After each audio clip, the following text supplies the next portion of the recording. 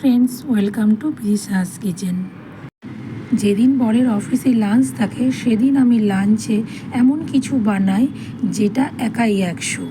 তোমরাও যদি এরকম লাঞ্চ বা ডিনারে একাই 100 একটা রেসিপি বানাতে চাও তাহলে অবশ্যই পেজটাকে ফলো করে রেখো আর ভিডিওটা এন্ড পর্যন্ত দেখো।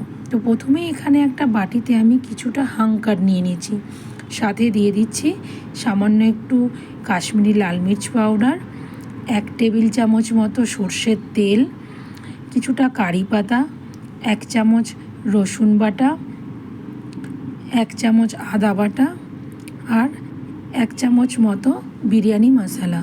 এবার সব কিছুকে ভালোভাবে একসাথে মিক্সড করে নিয়ে দিয়ে দেবো ফুলকপি, আলু, ক্যাপসিকাম, গাজর, বিনস। এবার দিয়ে দেবো স্বাদ মতো নুন। এবার সব কিছুকে একসাথে মিক্সড করে কভার করে আধ ঘন্টার জন্য রেস্টে রেখে দেবো।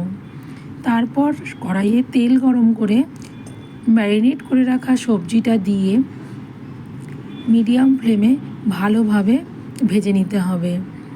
মোটামুটি 1-1.5 মিনিট মতো ভালো করে আমি এখানে সবজিগুলোকে ভেজে নিয়েছি।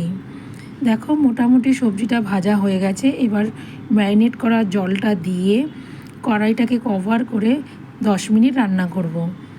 দেখো 10 মিনিট পর সব সেদ্ধ হয়ে গেছে। এবার কিছুটা পনিরের টুকরো দিয়ে ভালো করে মিক্সড করে কিছুক্ষণ রান্না করে নিতে হবে। আবার কড়াইটাকে কভার করে 5 মিনিট কুক করে নেব। 5 মিনিট হয়ে গেছে।